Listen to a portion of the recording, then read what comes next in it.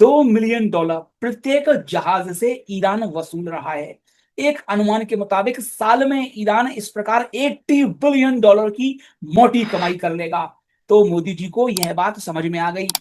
भारत पर उधर अमेरिका लगाने जा रहा था प्रतिबंध 1 तारीख से 1 अप्रैल से चाबहार पोर्ट से जुड़े हुए। तो उन प्रतिबंधों से बचने के लिए भारत ने चाबहार पोर्ट में जो $120 मिलियन का भारी भरकम निवेश किया है, उस निवेश को टेम्पररी ऊंचे दाम पर, ईरान के पास पैसा है तो ईरान को बेच दिया जाएगा। बाद में जब ईरान और अमेरिका के बीच पटरी बैठ जाएगी तो भारत सस्ते दाम में ईरान से चाबहार पोर्ट की हिस्सेदारी वापस खरीदने जा रहा है।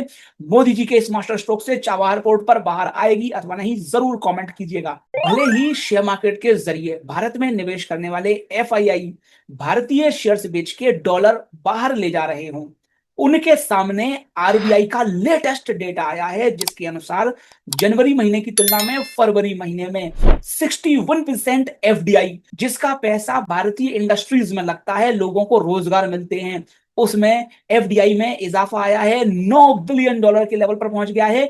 45 महीनों के सर्वोच्च शिखर पर भारत ने एफडीआई रिसीव किया है। इसके चलते भारतीय शेयर मार्केट चढ़ेगा अथवा नहीं, जरूर कमेंट कीजिएगा। 10 लाख एसी एलजी इलेक्ट्रॉनिक्स ने इस साल के पहले 3 महीनों में बेच डाले, जबकि गर्मी पड़ नहीं रही थी। अब तो भारत में सबसे ज्यादा एसी बेचने वाली कंपनी वोल्टास ने आधिकारिक रूप से कह दिया है कि चूंकि पिछले साल भारत सरकार ने जीएसटी की रेट 28% से घटा के 18% कर दी है एसी पर, उसके चलते भले ही कॉपर के दाम चढ़ गए हों, लेकिन उसके कारण भी एसी के दामों में ज्यादा उछाल नहीं आया है। केवल 5 से 15% ही एसी के दाम चढ़े हैं।